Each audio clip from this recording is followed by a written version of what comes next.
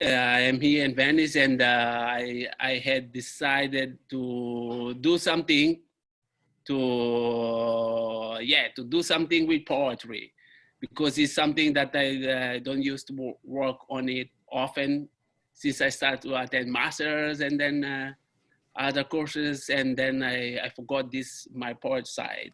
So with this program, I would like to recover this. That's why I had invited you to this afternoon, share some poems. And I will start with you, the first name, Anastassia. You can introduce yourself and yeah, sure. yeah, and share one Okay. poem, and then we will do one round, and then we will talk. Okay. One. Okay. First of all, I would like to share the transmission on my own page. So can I just copy it? Okay. Yeah, And you can put just on my copy it and Facebook. Okay. yeah. So sorry for that. Yeah, For no the problem, no problem, no interruption. problem. And Okay, I put it here. Okay, let's see. Actually, how do you do that? I need to know how to do that too. sorry. Yeah, otherwise nobody can see from my friends, yeah. because we don't have any friends in common. Where is mine? Do you see where is mine? Because I don't see here mine. You see it? I put some link. If I go to the link, let's see what happens now. Okay. Okay, you need a password. Okay, so it's not that. It's not the thing.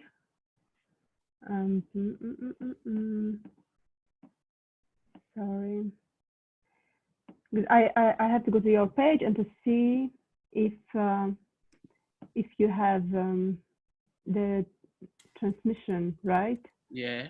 No, right. video transmission. Wow. Okay.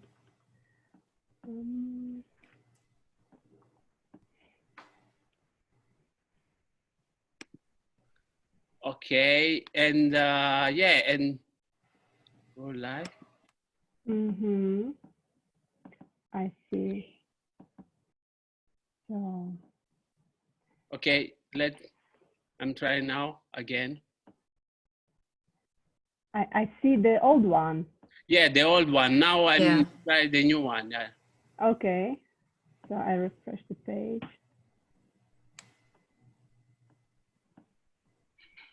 Do you see it? The new one, do you see it or not? I think I do. Yes, I think I do. Yeah, now is the... okay. Yeah, I see myself. Yeah, so, okay. Yeah, so introduce yourself and... Yeah. Okay, so dear friends, dear poets, my name is Anastassia Vekshina. I'm from Moscow. I live in Moscow with my husband and my cat. I write poems and short prose, and yes, what else? I have 2 books published, and my poems are translated in several languages. So you can basically find it in Italian, German, English, Croatian, Serbian, Lithuanian, Latvian, or yeah, maybe I forgot something. French also. Okay, so I think that's all. What else?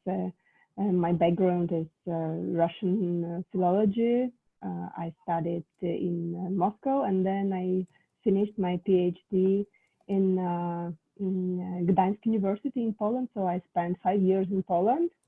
That's why I think we met with Amarildo, because I've been to, when I was in Poland, I used to go to this poetry festival in Trieste in Italy.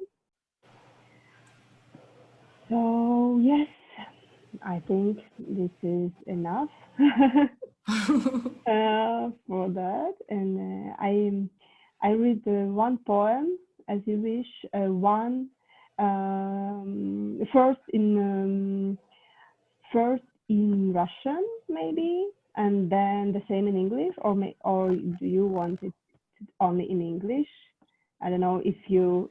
No, as you prefer. I think also the great thing of this evening is also to be able to hear different languages Okay, different sound. that's And, what I yeah, believe too. that's is also the other Okay, year of okay, this project. great. So we have only one point to read, right? Or we read No, one I more think in we after will that? do 2 rounds, Okay, and yeah, we will do 2 rounds. okay, The first great. and yeah, the second one. Okay, okay, Yeah, perfect. So I read first in Russian. yeah, yeah. Maybe then after that, when you will listen to the English version, you will understand something, some more Russian as before. Okay. Когда живешь, становится много вещей. Вещи для кухни, для ванны, для комнаты, для коридора. Зонтик, шляпа, ненужные сапоги, вешалки, ну и ладно, вешалки и ложка для обуви пусть остаются здесь. Когда все это обнаруживается только когда переезжаешь. Okay. Вы когда-нибудь переезжали вообще? Спускались по лестнице с аквариумом и с лампой в одной руке? Все это обнаруживается только когда давно переехал. Из головы не выходят чашки. Чашка с картиной, привезенная с предосторожностями из Гданьска, с лосем, подарок из Швеции, такая же есть у одного сотрудника на работе. Ну и главное, желтая, с муми-мамой и муми-папой. Соседка тебя хотела, так не достанься же ты никому. Все переходит с тобой, нельзя ничего оставить. Можешь оставить вещи, не можешь оставить память. Можешь оставить память, не можешь оставить вещи. Чашки где-то стоят и гадают, кто их помоет. Перебирают крупинки засохшей кофейной гущи. В комнате давно уже новые гости. Комната смотрит на это гораздо проще. Okay. This was the Russian version, the original one. And now there comes the English version translated by also a Russian poet, Lev Aborin. As you live your life, things accumulate. Things for kitchen, bathroom, living room, corridor. An umbrella, a hat, boots no one wears, hangers. Okay, we'll leave the hangers here along with the shoehorns. You discover all this only when you move. Have you ever moved? Have you ever walked downstairs holding a fish tank in one hand and a lamp in the other? You discover all this after you have long moved. You keep thinking of cups and mugs. The one with the painting brought cautiously from Gdansk, the one with the moose, a gift from Sweden, the same as one of my fellow workers, and the most precious one, yellow with the movements, my neighbor wanted you, no, let no one have you. Everything travels with you. You can leave nothing behind.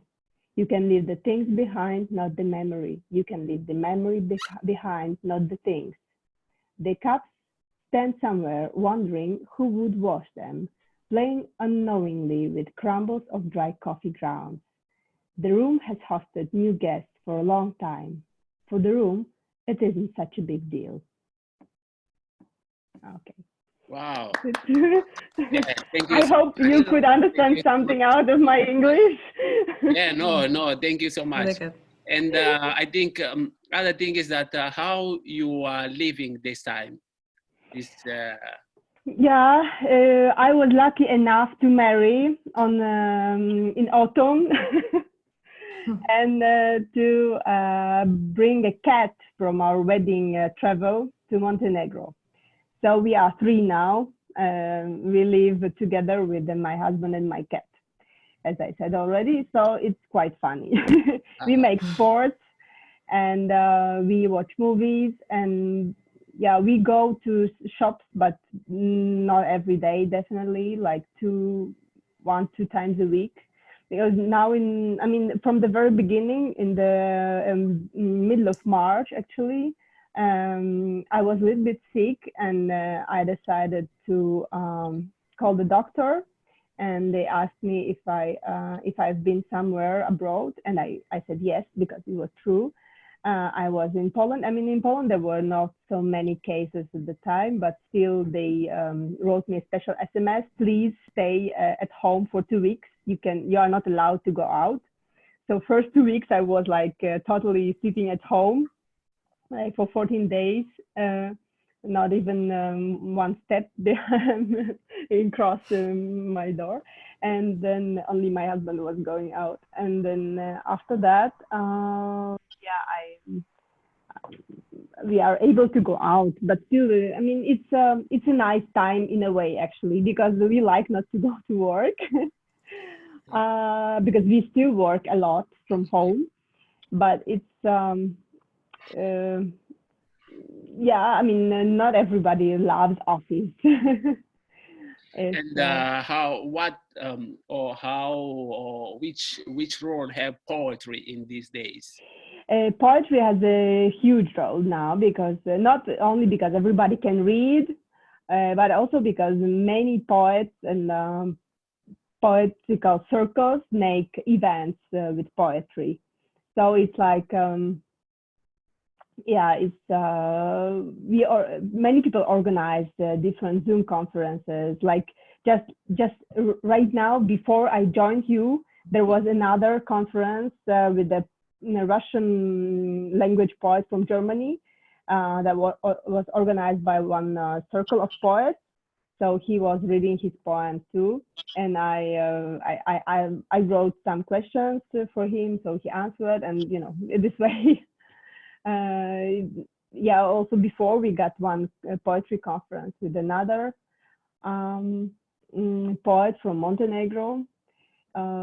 Yeah, I think it's a very cool option to have all these contemporary tools to join the meeting, to listen to poetry, because the quality is actually very good. I don't know how it is with English, but if you listen to in your original language, it's okay, like no problem at all. Okay. So okay. Yeah. Okay. So yeah, we join it. Yeah. Okay. Thank you. Maybe if we have time, we will. Yeah. We will talk the second time. Now, Andrea, you can introduce yourself and share your poem, and also say which role poetry is playing during. Thank you. And yeah, in your daily life. Yeah, thank you very much also for bringing us together. I think it's really a great idea, and I'm happy about that.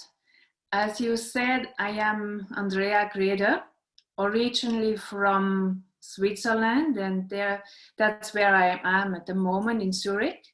But then I have also found a second home in Rwanda, where I have lived over the last years, and where I have built up with a team of local poets the organization Transpoesis. And the organization aims at fostering poetry as a way of healing, a way of empowerment, of transformation, and of development. So we do a lot of poetry workshops and performances at festivals, like workshops with children, with women. Last year we had a project in refugee camps. And we also started, and this already like in 2013, to produce poetry videos, because we felt that young people want to be present on social media communication. So this was like important also to create this form of poetry, bringing poetry together with music and then produce videos. And it's so amazing how the poets, even during this lockdown time, have produced a lot of new poetry pieces and also shared them on the social media platforms. For myself, I have always felt that poetry is a place of home. So a place of feeling safe and feeling comfortable. And as I'm also a social anthropologist, this was always important, because when traveling, I always found a place of home in poetry. And I think especially during this time of lockdown, of Corona, where for many home starts having a completely different meaning, maybe a forced home. So poetry also allows to be comforted and to feel more comfortable within this new home. I think it is, especially in Western societies, like in Switzerland, where maybe poetry has not such a big maybe through poetry slam, but otherwise people do not connect so easily to poetry. That with lockdown, with Corona, there came also like an urgency of poetry, and this is linked to different dimensions of lockdown and of Corona time. Like some people, they become more isolated, but then also the fact that we have this feeling of losing control of what is happening. There is kind of need of poetry for all of us to find meaning again through words. And this is what I realized also when walking in the streets, people behave differently. So the body becomes like a territory of fear. And in this bodily new feeling, poetry also is there to create or urges us to be more sensible. And even the fact that routines that we do in a daily basis, they lose the meaning. So people become much more aware of their body, of their central being in the world. And this has like created a need of poetry, not only for us poets, but for many different people. So since the lockdown, I received many poems of people who want to share that they started writing, or they feel like these poems give them a meaning in this time of uncertainty and the time of struggling also what is going on and of understanding. So it changed the whole relationship to poetry, I think.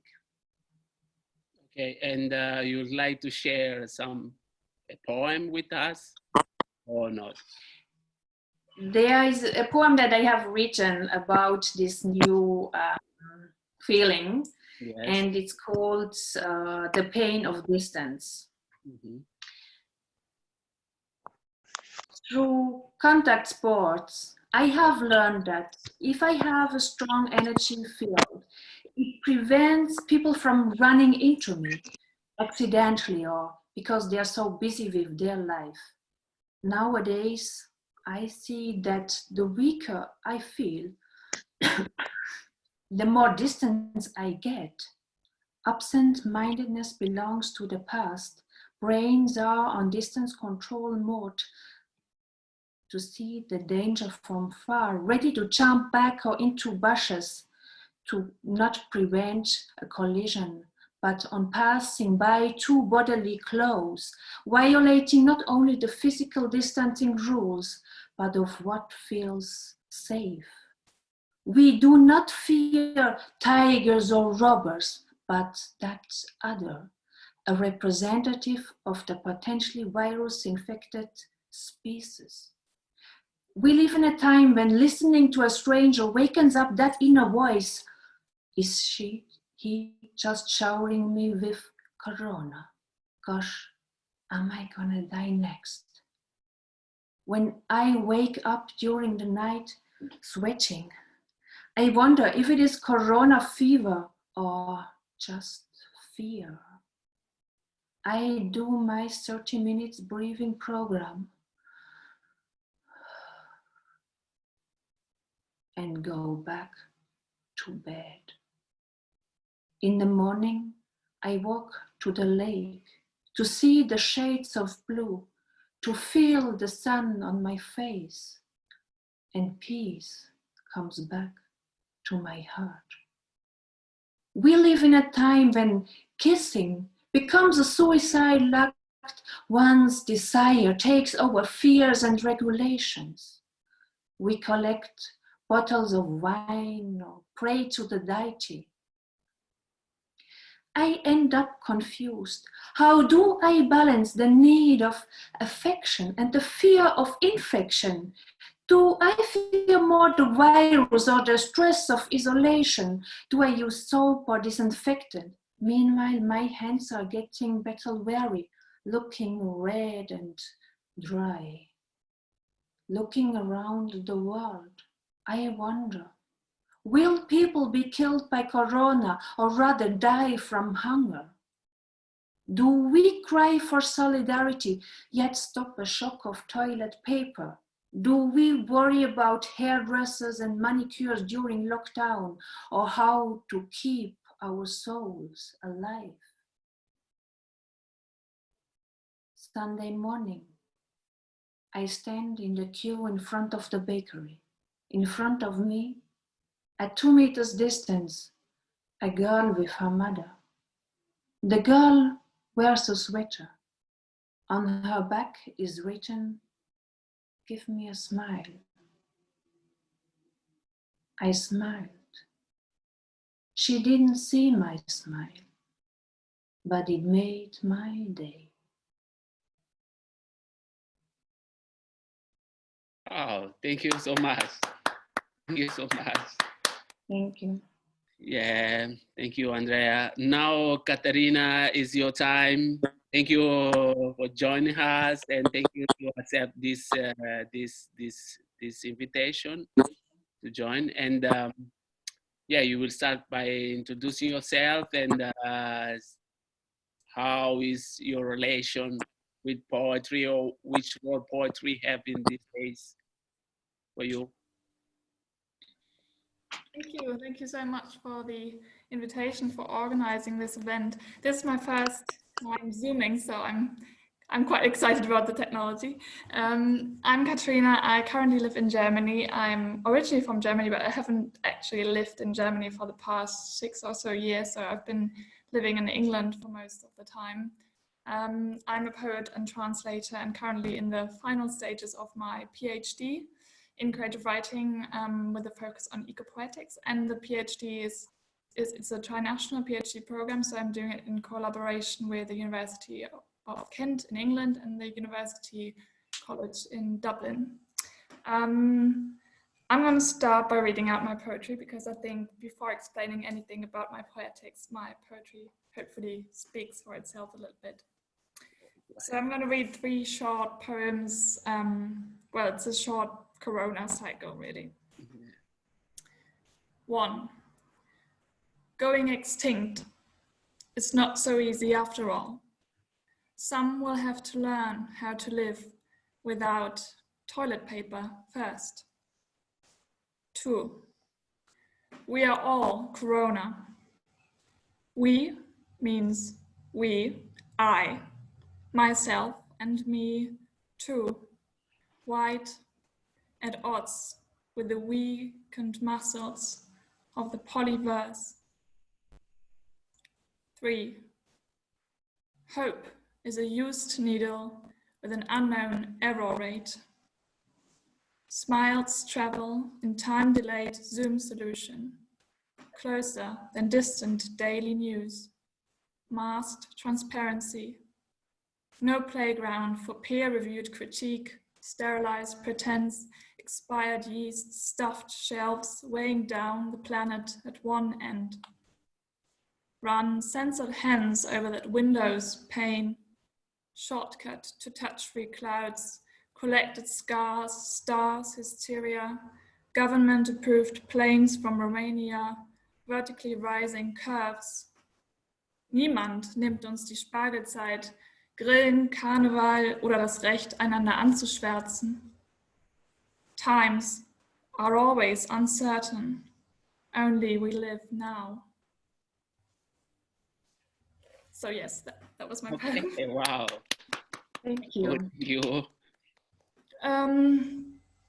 So for me, I suppose, I mean, as I said, I'm in the final stages of my PhD, so I'm writing and engaging with poetry every day. And for me, poetry always means giving space and offering spaces. So space for connection, for connectivity, for interrelation. I think much of that, what Andrea says about poiesis as an embodied experience, is really important to me too.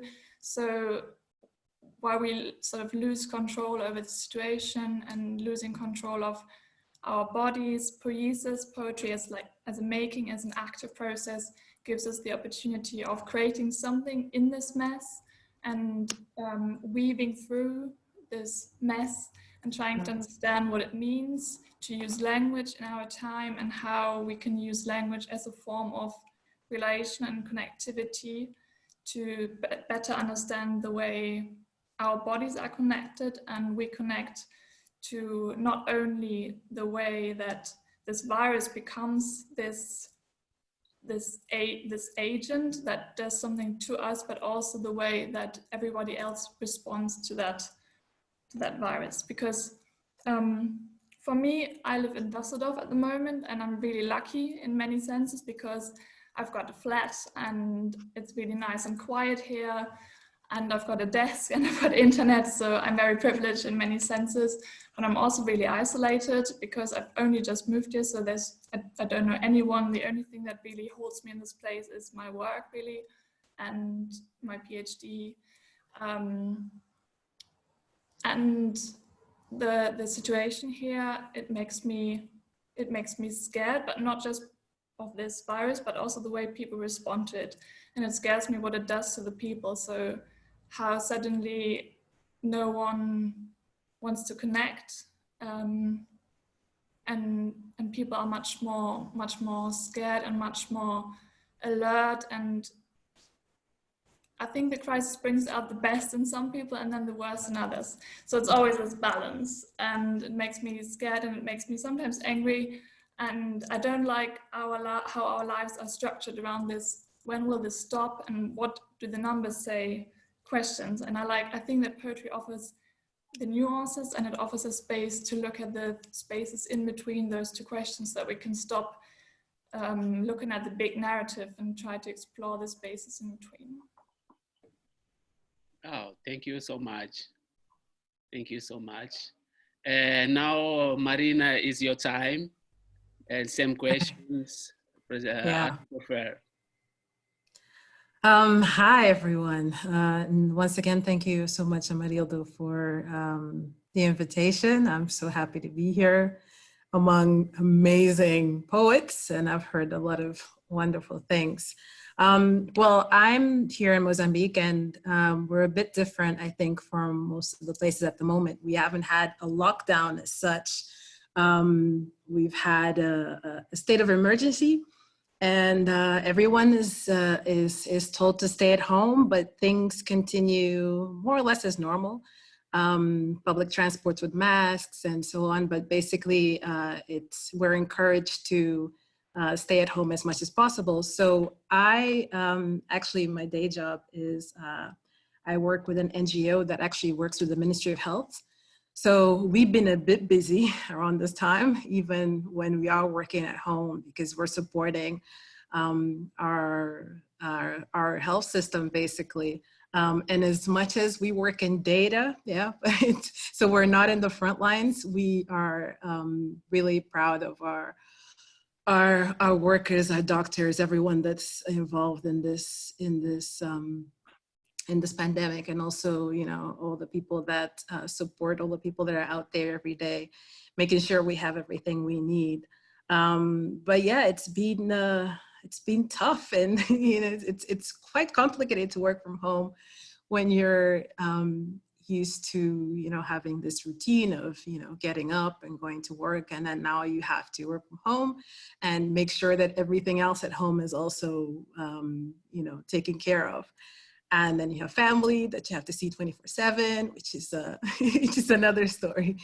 But yeah, it's been a tough process. It's been a process where you have to tell yourself lots of times that it's okay not to be superwoman during this time. It's okay not to have all the answers and not to do everything, because then, you know, after a while, it's I think I read an article a few weeks ago about how, you know, some people are learning a new language or like writing a book and things like that. And I'm like, oh, okay, I'm just trying to figure out, you know, whether I should change from my pajamas today and things like that. So it's been a moment of adjustment and trying to figure everything out and working and trying to support as much as possible. Poetry-wise, I'm like these amazing women who basically poetry is their lives. It's just amazing. I mean, like a PhD in poetry, that's Wow. So I started doing poetry way back in my early 20s, way back in my early 20s. And I've enjoyed it since then. And I've loved performing all over the world and all over the place. And during this time, it's been a good vessel for the experience. I mean, everything that we are going through, and kind of, I think Andrea was talking about this whole fear of, people going out there and acting differently, and, not knowing exactly how we're going to connect anymore. And being like that every day, and going to the store, and it's so weird now, people don't even look at each other and smile. And the other day, somebody was looking at me for such a long time, and I was thinking, why is this woman looking at me? And then I get home and I tell my brother, and she's like, and he's like, he was probably trying to figure out who you were. You had a mask on. So he's like, do I know you from somewhere? So it's just, it's a crazy time. And I've written a lot, but for some reason I haven't felt, honestly, very inspired during this time. It's been a more kind of like a collective depression, I suppose. I was speaking to some women friends the other day, and I was telling them, and I was like, I'm gonna go on this poetry, I have this poetry talk that I'm going on, and it's about writing in a time of quarantine, and I don't want to get there and say like, I'm totally depressed and blocked, I can't write at the moment. But I guess it's a good space as any to say that it's a tough time, and I'm forgiving myself for not doing everything. So I'm gonna read something that I started working on at the beginning of the year. I've been working on it for a while now. It's this set of poetry that I'm trying to do, and I've always written very political things, even with my music and poetry. But like over the last few years, I've had this kind of reawakening and kind of getting to know myself as a woman. So my poems are a lot more now about my experience as female, and as Black, and as, a woman who is considered certain things in society. So I'm kind of working on something a little more like, so forgive me, I don't have anything specific about Corona, but I would like to, read this, and it's called New Year. There will be no resolutions. I will rebel against your obsolete mentality and lay bare the bones of my being for you to stomach, for you to choke on. Then you will realize my mental instability was born of your imposed limitations. Full barricades used to blur my freedom. And for an unspecified number of seasons, I fell prey to your tyranny in the guise of truth. For to divert from maps tattooed on our conscience was to build a life on the fringes, hiding behind masks, removing uniqueness, living as hollow shadows in a corpse-filled kingdom, with dreams of fairy tales that were not my own. White dresses, picket fences falsely identified as destiny. And when hopes of driving fast cars derailed, I succumbed to the belief that choices were none, as inner and outer voices whispered, you are not enough, you are not enough, you are not worthy. You are not enough, you are not enough, you're not worthy. In discovery, for some time, and it took some time, I know I am, because I am flesh, I am heart, blood, ovaries. I am strong, I am weak, ugly, beautiful. I am somewhat crazy, definitely fascinating. I am a living disco ball of ambiguities, each turn reflecting secrets rhythmically revealed, and I will not apologize. It is true, my womanhood is not ideal. I carry the remnants of lashes on this body as punishment for a life deemed less than. But I will scratch, claw, break skin, and draw blood so that you will hear me, so that you will see me, so that you will love me as I am. Wow. Thank you. Thank you so much, Marina. Yeah, you had was the effort to bring them back to ICMA and where we used to share poems in Oh, poetry days, yes. Yeah, right. Thank you so much to join. And now is Natalia time. Thank you, Natalia, to have accepted this invitation to join us. And it's very interesting that, yeah, and some years ago, I think, yeah, I hear that you had performed here in Italy, and I was in Turin, but I didn't manage to go to what's in Trieste, which city? Wow, was not Trieste. Was yeah, in northeast of Italy, but I didn't manage to go to see your performance. And since then, I had your name in my mind. Say that, wow, one day I have to connect with her. I have to connect with her, and I have to know more. And maybe, and I get to hear that you have some roots from Mozambique, and I was saying, wow. And then since then, I didn't manage to, because that time I was attending my master, I didn't manage to go back to Mozambique to organize this festival, to invite you. But now this chance came, and I said that, wow, now.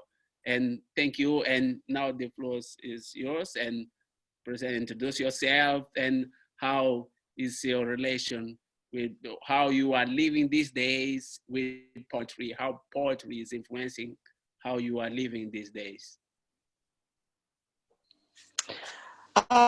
Thank you so much, Amarildo, for inviting me. Hello, everyone. And thank you for your own experiences and for your own poems. Thank you for sharing your stories. I live in Johannesburg, but I'm a Pan-Africanist, feminist.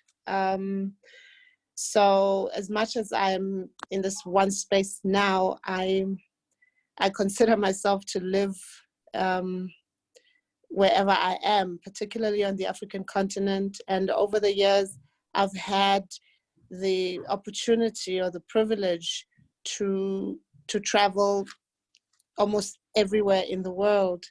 And it is poetry actually that has given me this opportunity, meeting people, teaching poetry, learning, performing. So of course, when I think about myself personally, it's a different time, because I'm like, wow, I can't travel. In South Africa, we've had quite a strict lockdown, where rules have been set by, police and military rules. Migration has been restricted. People cannot go to different provinces, even inside the country. You cannot even travel, whether to a funeral or whatever gathering. So it does, force us to find new ways of doing things, of connecting. Hence, we are doing Zoom meetings like never before. But it's also, for me, it's a time of reflection and of really seeing the inequalities that we live with in this world. And in particular in South Africa, it's one of, if not the most unequal society in the world. So if you are me, in your little home in Johannesburg with unlimited internet and food, and you can have things delivered to your home, you're okay. But that's like a few people, really.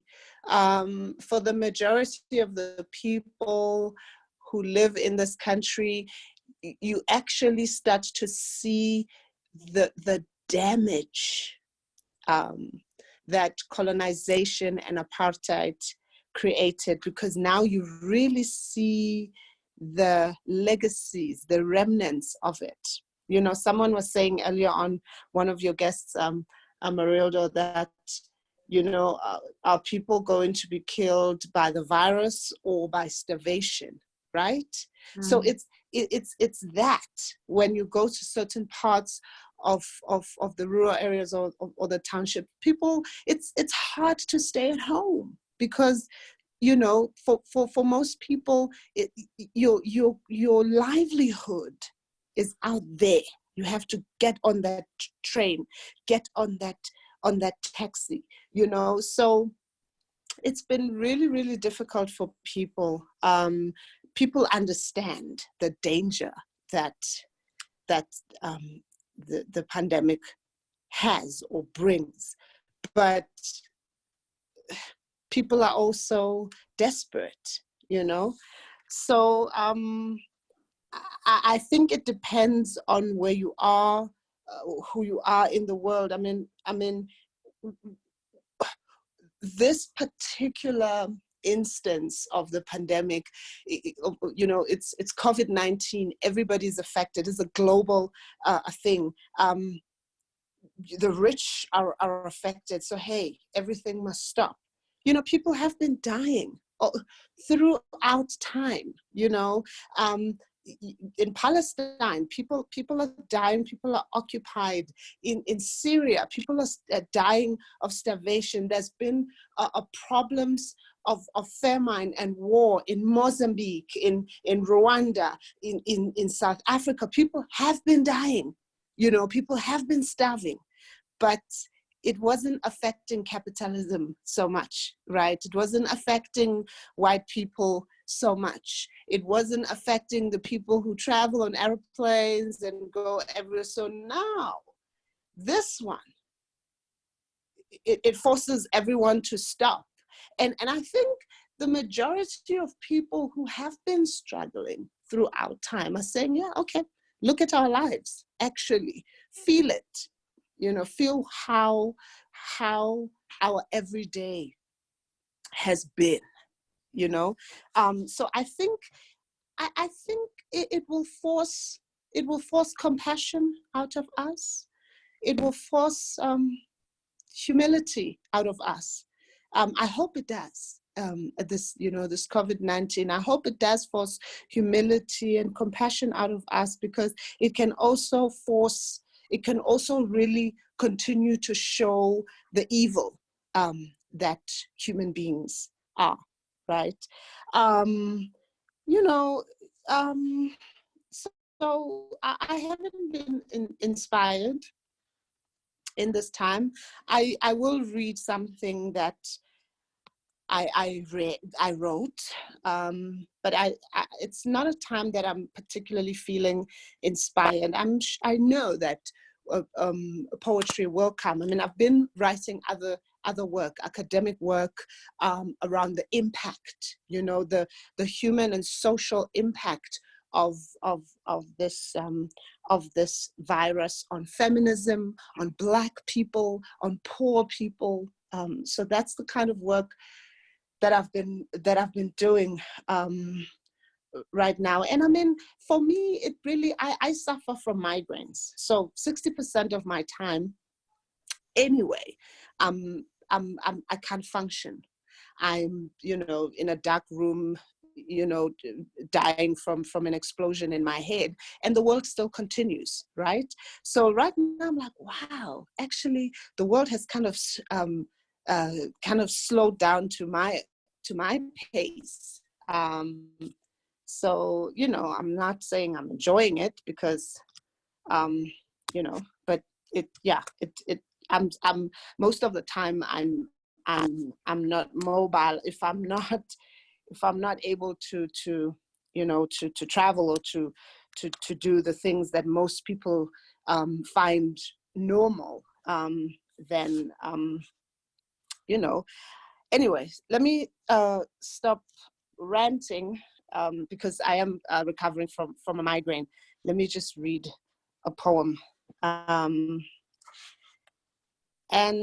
the poet remembered, read, wrote, cried, worried, prayed, opened up and sang, broke down and felt hollow, blue, lost, found new ways of being, new questions, new fires, new ways of healing and of seeing, truly seeing. And the poet hungered, literally and figuratively, and held on, the poet did, held on to the spirit of things, the politic of things, the heavy shit from the bellies of politicians, and what the people would say. The poet wondered, is there anything left to say, to learn, to even yearn for? As the poet longed for the people's voices, the simple yet definitely gorgeous feeling of touch. And the poet feared for the children with already very little and missed education, and the teacher who is an empty classroom. And the poet drank every water in every book they could find, and the poet became a wasteland of emotion. And the poet longed for the books left on lost lovers' shelves in leftover homes, because, see, the poet runs from everything and everyone, because everyone is a trigger. The poet thinks too much. It's pretty long, so I don't know if I should continue, if we have time. We have more 10 minutes. 10 minutes. And the poet calls on earth, water, sky, fire, and other forces. The poet tries to surrender because, see, everything is everything. And not knowing is the same story there is. And not knowing is the beginning, and not knowing may be the end of some chapters. Perhaps this ends this way. And the poet thinks about the collapsing world, starting with their own body. Because, see, the poet thinks too much. Do you think that you are the only one who thinks, who feels deeply? Do you think, dear poet, that because you can write these words, you are the only one who longs for lost time? Do you think that because you are the one who stands on stages with cupped palms of listeners and passers-by who name themselves audiences and who eat and drink you with their naked eye, do you think that you are the only one with feeling deeply, dear poet? And the poet gives of themselves, and the poet gives in, and the poet listens, and the poet listened. Wow. Thank you so much to share with us, Natalia, this poem. And yeah, as we are running out of time, I would like to once again say thank you. And I realized that for this first meeting, 1 hour is not enough to us. But was very important to start with 1 hour to share everything, to test everything. And in this month, I think by the end of this month, we will have the second meeting where we can share poems for maybe 2 hours. And maybe we will use this time to maybe to produce something very specific or get inspired somehow. And I would like to also to say thank you for two people that are not part of the program but are attending with us since the beginning. I don't know if I will give you David the you want to say something? Maybe Freya or David wanted to say so because they didn't say anything. Yeah. Freya. Who go first? Say something. Ladies first. Freya, you want to say thank you so much to join us since the. Yeah, thank you. I guess I came as a listener and didn't realize really that I could have also just listened over Facebook. So yeah, but thank you. It was really, really beautiful to hear all of you both talking and reading about where you are at. And so thank you. Okay, David, your time now. And from where you are talking now? From where? From Mozambique? Oh, I'm talking from Japan. Yeah, that's important because that's important to mention. Yeah, but I'm from Mozambique, probably from also Zimbabwe. And thank you very much for this opportunity. And I've been I was like, wow, with the poets and the poems. Nowadays we're talking about that, and there is poetry that we're talking about life, actually poems and poetry, it's life. And thank you very much for this opportunity, and I hope that next time we'll be together again. Thank you very much, and stay healthy and safe. Okay, thank you. And thank you. Andrea, Marina, Anastassia, Katharina, or Natalia, did you, because we have 5 minutes, you have to say something very short? I just want to say thank you for connecting us. Thank you. Now I have new sister poets, and I think we can connect even beyond this moment. I think as artists, we are all showing that even in this very difficult moment, we're finding ways of being and of doing things. So congratulations to all of you for staying alive, for surviving, because I think the biggest productivity, or the biggest way of being productive right now, is to survive. So thank you.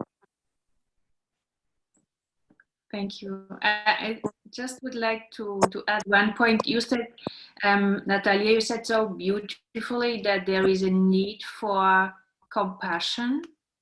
And I think there is a potential to show this compassion. I'm not sure that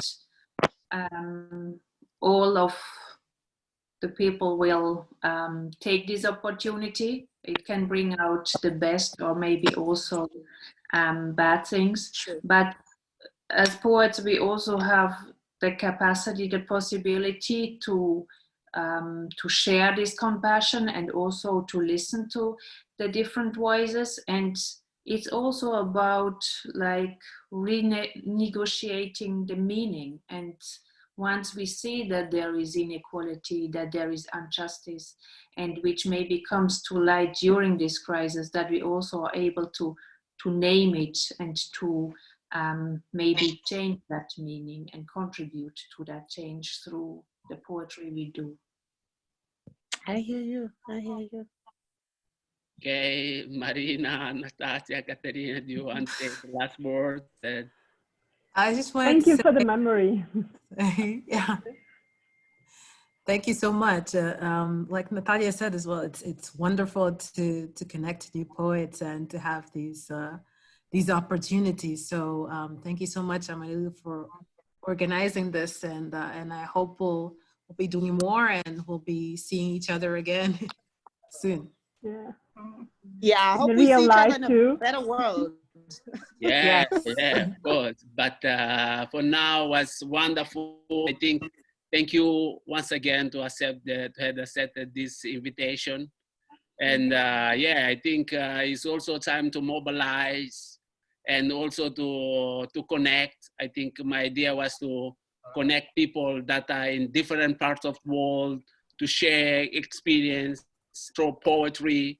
And I think for my writings that I'm doing, I'm write other things. That was something that, yeah, I was trying. I said, okay, I was saying, oh, let's try to bring together poetry or poets and share something, because also I think it's very important to continue to share these energies, these different perspectives. And thank you so much. I really appreciate. And I think the second program, and also if you have your own initiative, feel free to invite me. I will push join. But always advising that by the end of this month, we will have the second poetry meeting, because this idea of mine of these talks is also because we have this idea that poetry is not useful. And I would like also to change this idea, how poetry can be used to discuss, to engage in conversation for important issues. I think this was the idea. So thank you once again, and we still have 1 minute. If someone want to say something, open. No? What about your poem? We're waiting for your poem. My poem. Yeah, my poem. I think the second time I will do my poem, and because I think it's very interesting. It's very interesting, my relation with poetry. When I was in Mozambique, I was organizing events related to poetry. Then when I arrived in Italy, the first years, I was also organizing this event related to poetry. But then when I started to focus more on the studies, without time, I was not able. And yeah, today we don't have time, but next time I will share for sure. Thank you once again, and I'll see you soon by the end of this. Thank you. And I will be organizing, for example, the next meeting, I will throw poetry. I had invited some people who work with sounds. And yeah, and then we'll close this month again with Ajasse and share some poems. And yeah, and that time I will read something. Thank you so much. Thank you. Thank you. Bye. Thank you. Bye. Take care. Bye. Bye. Bye. See you. Bye. Stay happy and healthy. Thank you. Thank you. You Bye. too.